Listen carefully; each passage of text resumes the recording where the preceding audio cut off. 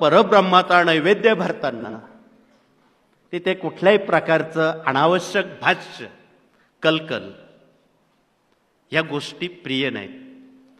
तुम्ही इथल्या ज्योतिर्लिंगातलं बघा, इथे आमचे आप्पासाहेब शिकरे बसलेत. तिथे देवाला नैवेद्य दाखवताना खूप काळजी घेतात. नैवेद्य आणणारी व्यक्तीचं पावित्र्य आहे, पोशाख आहे.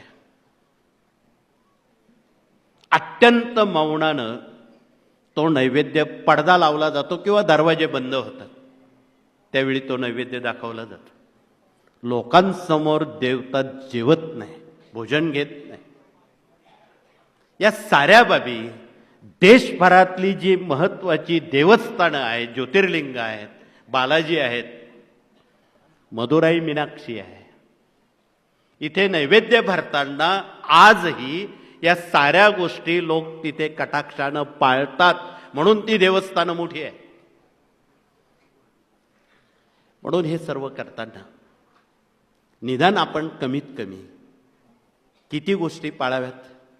मौन तर आपण पाळू शकतो, पावित्र्य तर पाळणं भागच आहे.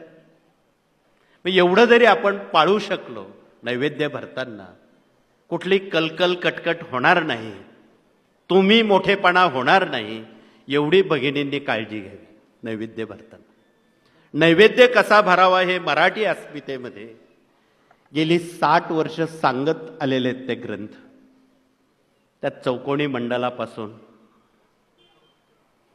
नैवेद्य दाखवताना उजव्या बाजूला पक्वान्न, डाव्या बाजूला भाज्या, कोशिंबिरी, मीठ, लिंबू, हे जे सारे प्रकार नैवेद्य भरण्याचे आहेत ते आजही मराठी अस्मितेच्या ग्रंथामध्ये सचित्र आहेत. म्हणून याप्रमाणे आपण ती काळजी घ्यावी. उगाच काहीतरी घाई करून लोकांचं चित्त विचलित करणं हे उचित नाही. या सर्व बाबी अत्यंत प्रासादिक आणि मनोभावे व्हाव्यात हा आशय आहे. गेल्या 60 वर्षापूर्वी स्वामी युगाचे युगप्रवर्तक आणि परमपूज्य दादांचे गुरु नारायणदासजी पिठले महाराज वयाच्या शतकापर्यंत स्वतः नैवेद्य दाखवायचे.